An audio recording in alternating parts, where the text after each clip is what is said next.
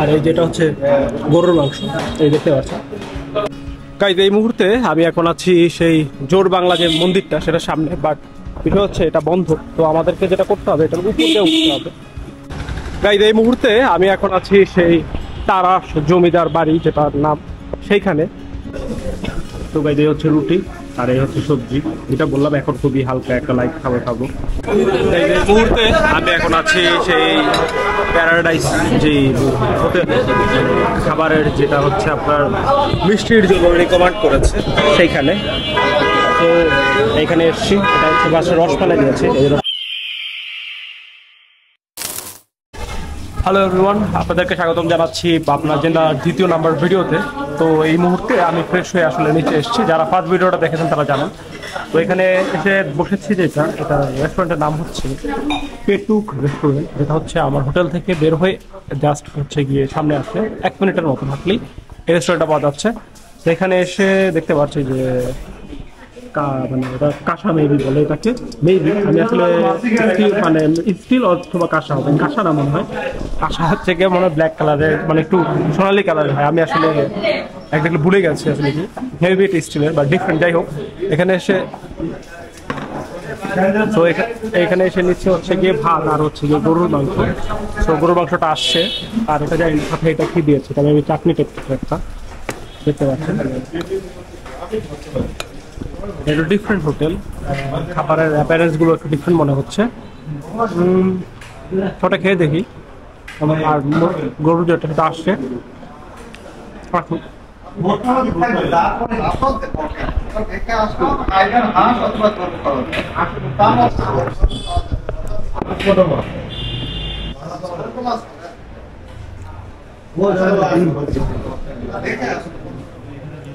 এই হচ্ছে বিষয়। এটা একটু দেখি কি অবস্থা। হ্যাঁ, চাটনি টাইপ মনে হচ্ছে কিছু, চাটনি হবে।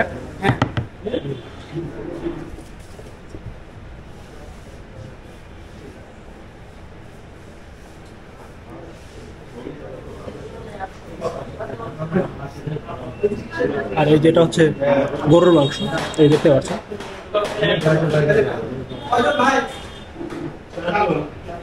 এটা হচ্ছে 170 টাকা গরুর মাংসটা।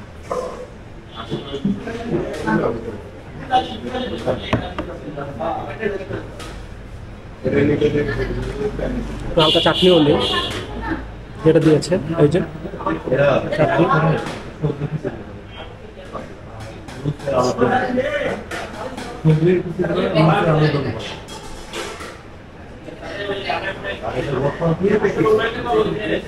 ফেসবুকে ওটা স্টোরি দেওয়ার জন্য একটা ছবি তুলছি।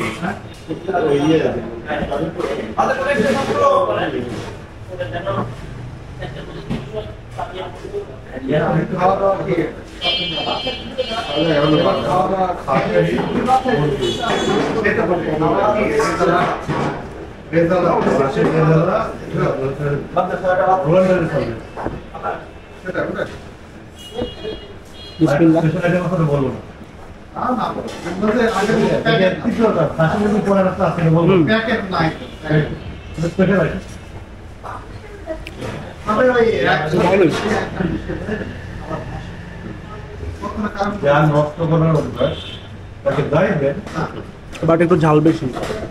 আমরা জিনিস অপরচুনিটির কারণে কিছুটা নষ্ট করে এক করেছি। মুরগি রোস্টটা কি আছে? আসলে কিছু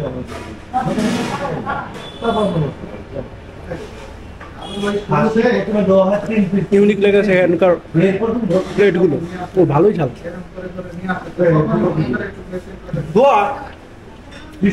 ভালোই ঝাল।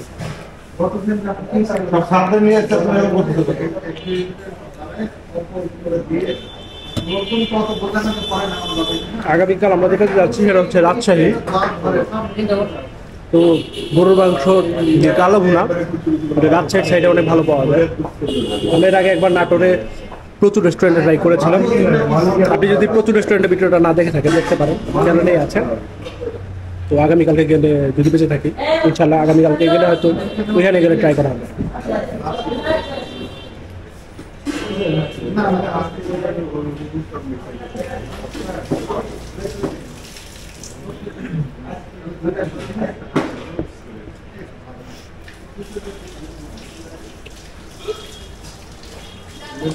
ভালো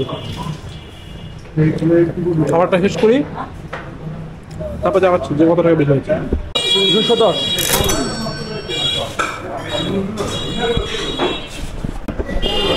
তাই আমাদের হচ্ছে দুপুরের যে খাবার সেটা খাওয়া শেষ, দেখতে পারলেন আমাদের বিল হয়েছে 210 টাকা। সো এটা ছিল রেস্টুরেন্ট, এই যে পেটুক রেস্টুরেন্ট। সো খাবারগুলো আসলেই ভালো, বাট আসলে আমি যেহেতু ঝাল তেমন একটা খাই না, তাই আমার কাছে ঝালটা অনেক বেশি লেগেছে, এটা একটা ঝামেলা ছিল। বাট এমনিতে খাবার খুব ভালো আর টেস্টি ছিল। তো চলুন, এখন হচ্ছে আমরা এখানের দুইটা স্পট আছে আজকের জন্য আমাদের এই শহরের মধ্যে। এগুলো একটা হচ্ছে জোর মন্দির বলা হয় একটাকে, মানে দুইটা একসাথে মন্দির, জোড়া বাংলা মন্দির ওইটা। আর হচ্ছে এখানে তারাস জমিদার বাড়ি নামে একটা জায়গা আছে, যেটা জমিদার বাড়ি আছে এটা। তো এখানে যাব, এখান থেকে হচ্ছে আমরা রিক্সা নিয়ে নিই, আই থিঙ্ক তাহলে বেটার হবে। তো জোর মন্দিরটা মোটামুটি দূরত্ব আছে 1 কিলোমিটারের একটু বেশি। তো এখানে চলে যাই, তো দেখি এখান থেকে রিক্সা যায় কিনা। এই বাবা, জোর মন্দির, জোর বাংলা মন্দির, জোর বাংলা। ওই অনন্তরণ। হ্যাঁ হ্যাঁ হ্যাঁ। কত যাব? 50 টাকা। 1 কিলোমিটার না 50 টাকা? 1 কিলো না তো, 1 কিলো হবে। হ্যাঁ আমরা তো মারি 40 টাকা লোক। কি কোন এত টাকা? আমরা তো যাতায়াত করে আপনি বসেন যাচ্ছি। আচ্ছা, কালাচাঁদ পাড়া পার হয়ে যাওয়া লাগবে। তো চলুন একটা রিক্সা নিয়ে নিলাম, আর রিক্সাতে হচ্ছে আপনার 40 টাকা বলছে, কিন্তু রুট কিন্তু খুব বেশি দূরত্ব না। তো চলুন যেতে থাকি, গেলে দেখা যাবে কি অবস্থা। তো আমরা যাচ্ছি হচ্ছে আমাদের ফার্স্ট যে এখানকার শহরের মধ্যে যে লোকেশনটা, সেটা হচ্ছে জোর বাংলা মন্দির সেটা। আর এটা হচ্ছে যে শহরের অবস্থায় যেরকম হচ্ছে পাবনা মেইন যে সিটি, সেখানে এখানে একটা হলও দেখা যাচ্ছে আছে। দেখতেই পাচ্ছেন এখানে আসলে মোটামুটি সবই পাওয়া যাচ্ছে, যেখানে কাকি আছে সবই আছে। দুই পাশে হচ্ছে গিয়ে প্রচুর হোটেল সাইটে, এটা একদম মানে বিজি এরিয়া দেখতে পাচ্ছেন। তো এই হচ্ছে গিয়ে আপনার পাবনার অবস্থা, এখানে ভালো জ্যামও আছে দেখতে পাচ্ছেন।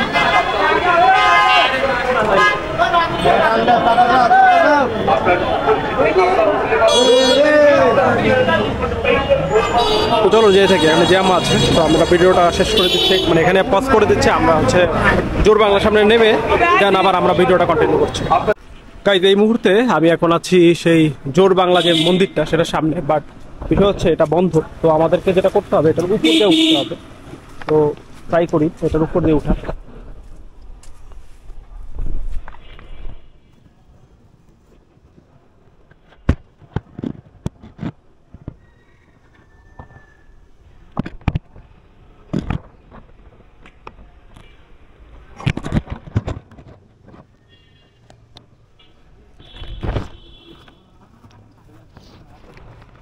ভালোই প্যারা খেয়েছে। তো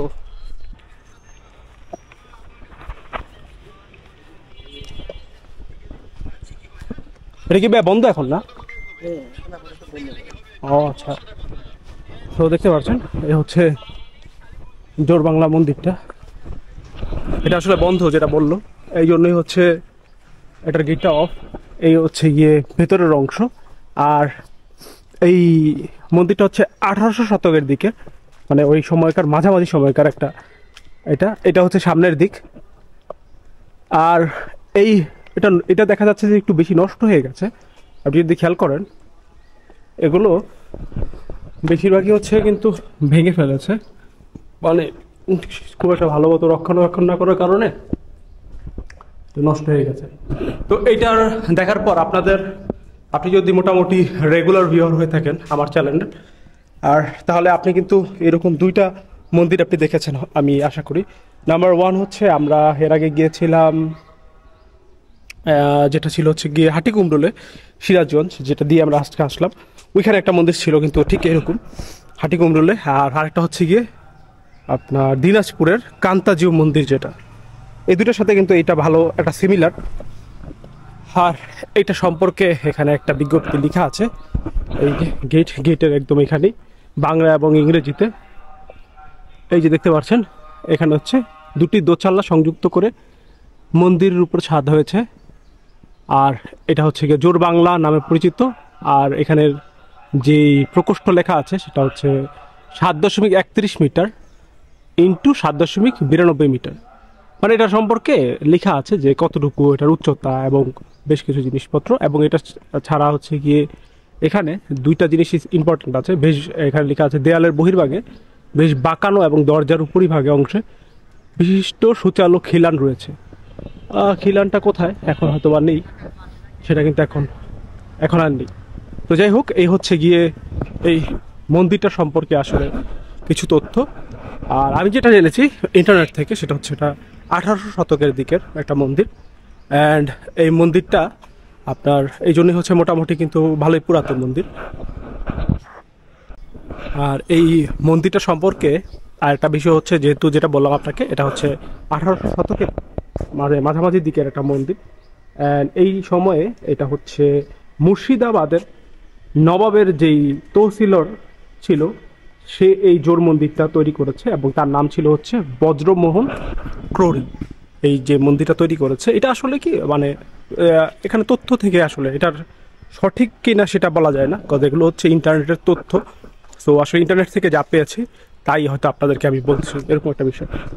তো এই হচ্ছে বিষয়। তবে এই মন্দিরের ব্যাপারে ওই যেটা বললাম আপনাদেরকে, এখানে ইন্টারনেটেও আছে এই কথাটা যে হচ্ছে আপনার এই মন্দিরটার সাথে স্পেশালি বলা হয় কান্তাজিওর সাথে, বাট আমি যেটা মনে করি এটার সাথে হচ্ছে গিয়ে হাটিকুমরুলের যে মন্দিরটা আমরা দেখেছি ওটার সাথে অনেক সিমিলারিটি আছে এই মন্দিরটারও। চলুন আমরা মন্দিরটা একবার একটু ঘুরে দেখি। এটা তো সামনের দিক দেখলাম, পুরো সামনে ওই অংশটা পর্যন্ত যাই। ওইখানেও আরও একজন ভাই এসছে, তারা আসলে ছবি টবি তুলছে।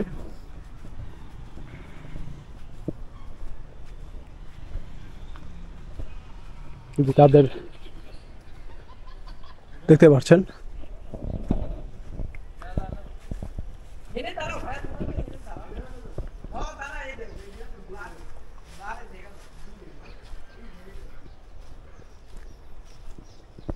আর যেটা আপনাদের ফার্স্টে বললাম, এটা হচ্ছে বন্ধ এখন। এটা হচ্ছে ভিতরের অংশ, খালি চোখে দেখা যাচ্ছে ভিতরে জায়গা আছে এবং ভিতরে কিছু লাইট এবং কিছু ভিতরে আছে, বাট এটা হয়তো এখন বন্ধ করে রেখেছে। এই যেখানে তালা দেওয়া।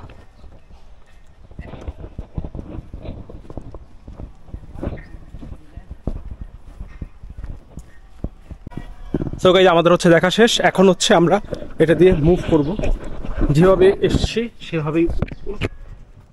দেখুন ভালোই প্যারা।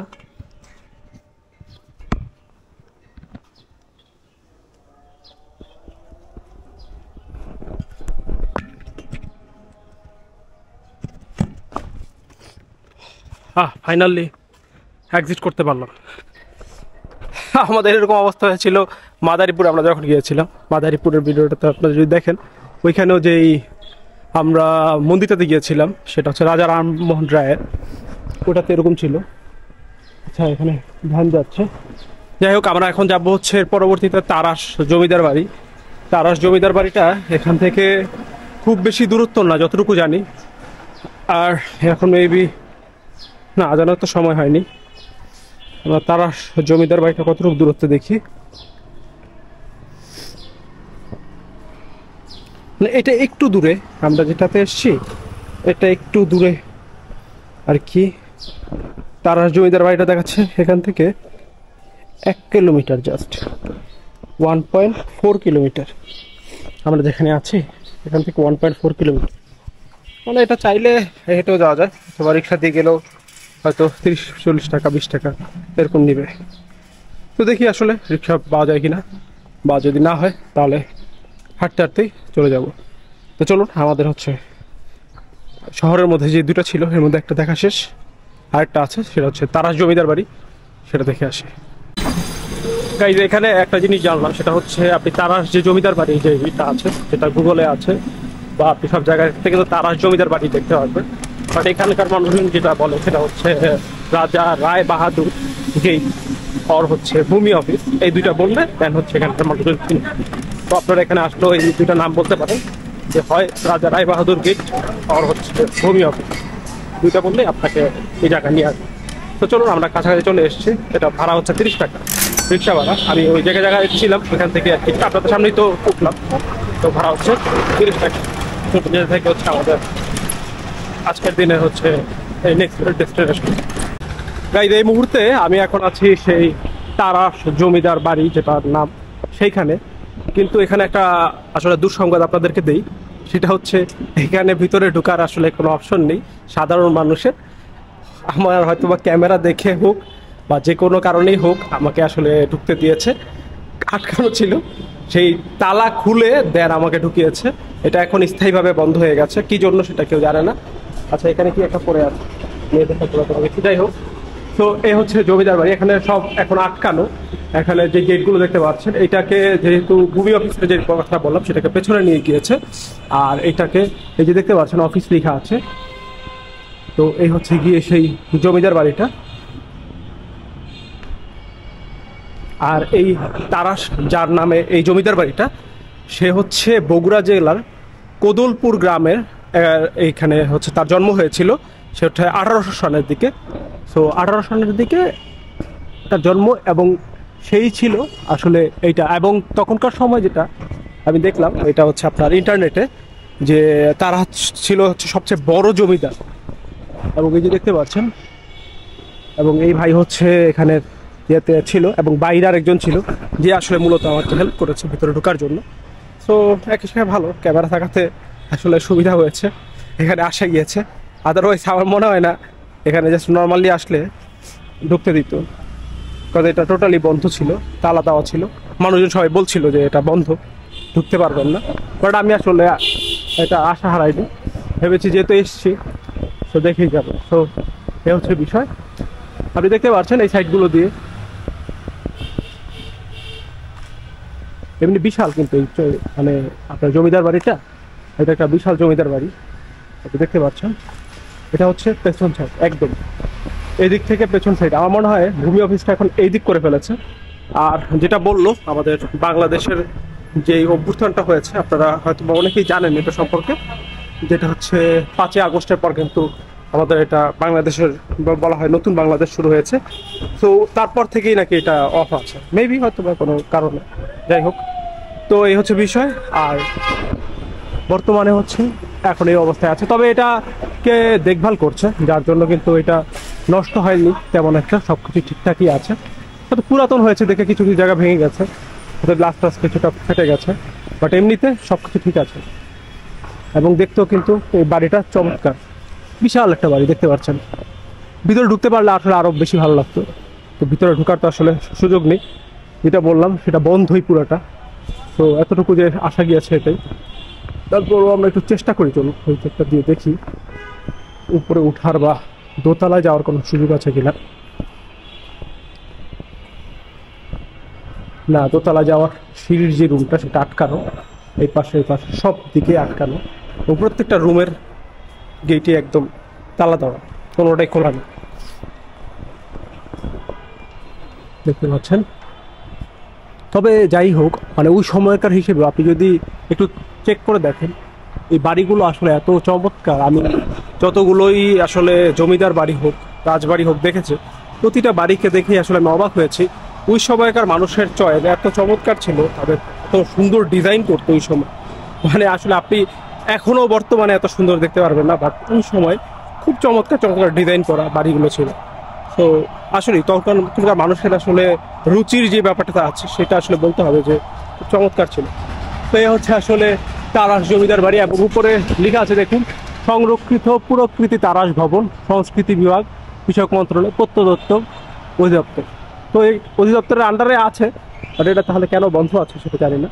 আর আশেপাশে হচ্ছে আপনার এরকম অনেক ফুলের বাগান আছে, দেখতে পারবেন। আর এখানে লেখা আছে ধূমপান করা নিষেধ প্লাস ফুল ছেঁড়া নিষেধ, বাট এমনিতে আসলে দেখা যায়, কিন্তু বইটা বললাম যে এখন বন্ধ আছে, এই হচ্ছে বিষয়। তো গাইজ আমরা হচ্ছে মুভ করছি এখান থেকে। তো আমাদের হচ্ছে গিয়ে থেকে তো দেখা শেষ, এটা ছিল হচ্ছে রাজবাড়িটা। তো চলে যাচ্ছি। আর এই হচ্ছে ভাই যে ছিল। তো ভাই আপনার নাম কি? আচ্ছা, শাওন। দরজাটা তাহলে একটু খুলে দিন। তাহলে এখন ভাই এটা নেক্সট কবে খুলবে এটার কোনো নির্দিষ্ট সময় নেই। আচ্ছা, এমনিতে এখন কি শুধুমাত্র আপনি একাই করতেছেন এখানে? না না, এখানে 8 জন আছে। আর বাগানে কাজ করেন 2 জন আছে। আচ্ছা, ও তারা তো আলাদা আর কি। হ্যাঁ, তারা বাইরে থাকে। মানে আপনারা হচ্ছে 8 জন আর কি শিফট করে করে কাজ করেন। আচ্ছা, ঠিক আছে, ধন্যবাদ আপনাদের। তো গাইজ আমরা হচ্ছে ওইটা দেখে এই জমিদার বাড়ি যেটা সেটা ছিল কিন্তু এখানেই আমরা একটা চায়ের দোকানে এসে বসছি, এই যে দেখতে পাচ্ছি চায়ের দোকান। তো চা খাচ্ছি অ্যান্ড হচ্ছে আমাদের প্ল্যানিং ছিল হচ্ছে কালকে ঈশ্বরদীর দিকে যাওয়া, যেটা হচ্ছে হার্ডিক ব্রিজ যেটা।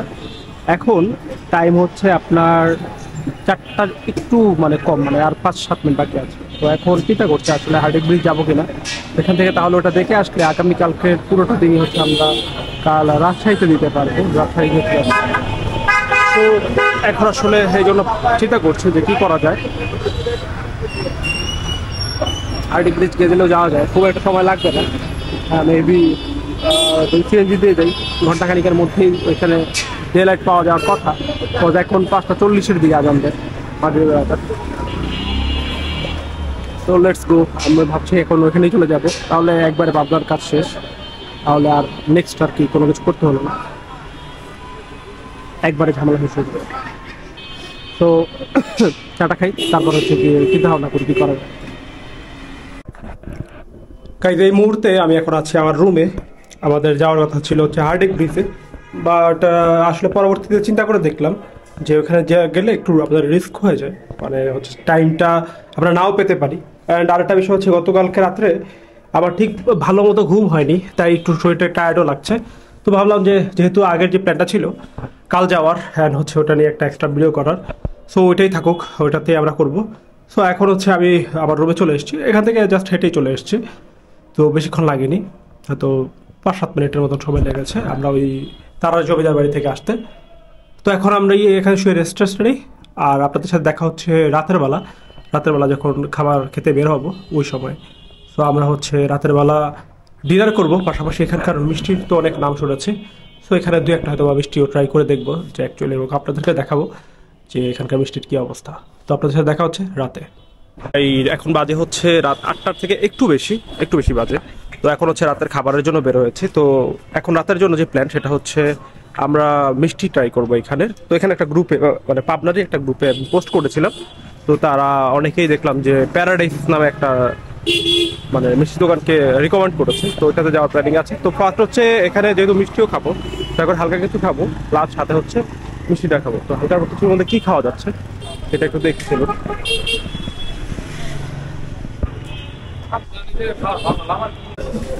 তো গাইজ এই হচ্ছে রুটি আর এই হচ্ছে সবজি, যেটা বললাম এখন খুবই হালকা একটা লাইট খাবার খাবো।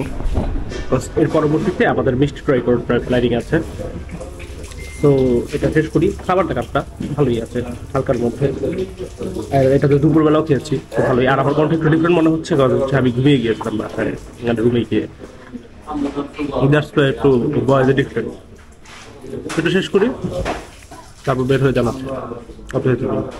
আমাদের হচ্ছে রাতের যে খাবার সেটা খাওয়া শেষ, সেটার প্রাইস এসছে 40 টাকা, যেটা বললাম খুবই লাইট খাবার খেয়েছি।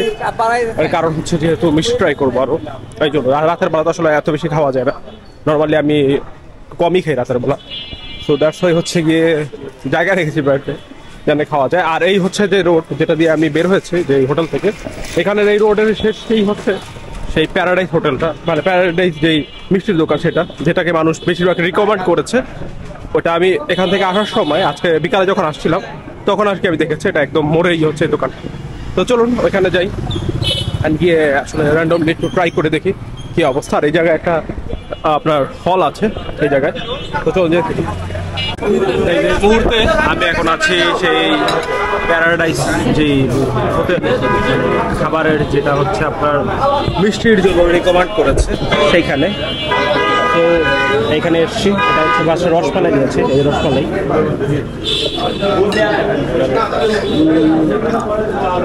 হ্যাঁ ভালোই টেস্ট, ভালোই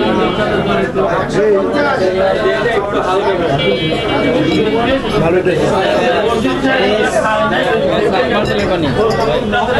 আর ওটা কি সন্দেশ ভাই? ওটা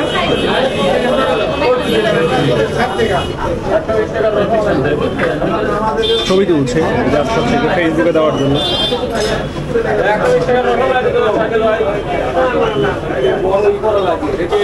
ভালোই টেস্ট, ভালো।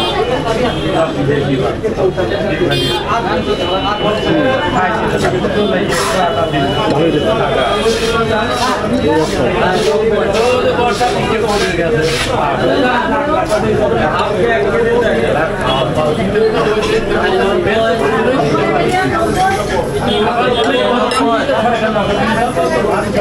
ভাইয়া ওইখানে সন্দেশ দিন তো। হ্যাঁ হ্যাঁ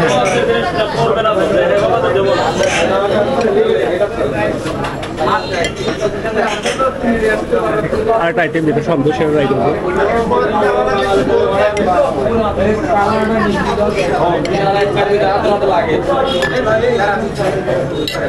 সন্দেশটা চলে এসছে, এটা হচ্ছে সন্দেশ। বিশেষ করি তারপর ওটা ধরছি।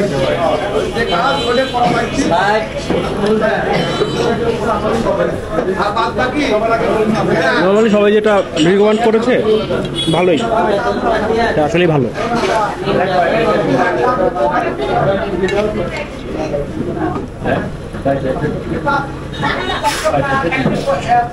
আমরা যদি কুমিল্লার সাথে কম্পেয়ার করি, কুমিল্লার রসমালাই খুব একটা ডিফারেন্স বলবো না। কুমিল্লার রসমালাই তো অবভিয়াসলি সেরা, অবভিয়াসলি ভালো, বাট এটাও খুব একটা খারাপ না।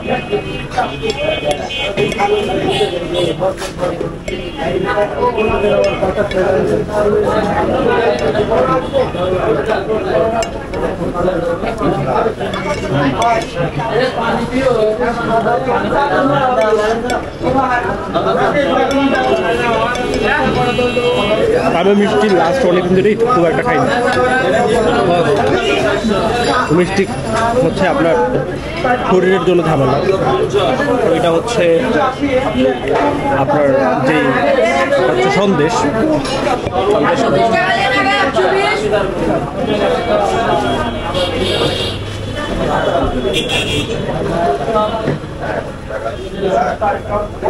সন্দেশটা ট্রাই করি। বিসমিল্লাহ। ভালোই।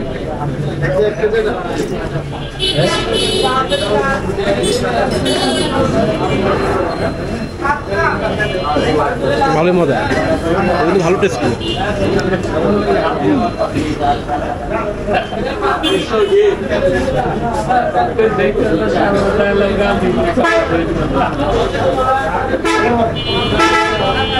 পেট ভরে আসছে, একটা ট্রাই করবো,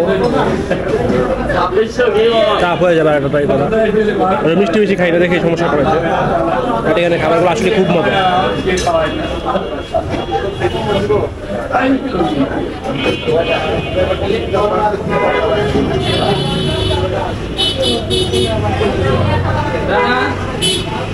বড় রাজভোগ 1 কেজি, বড় রাজভোগ আধা কেজি।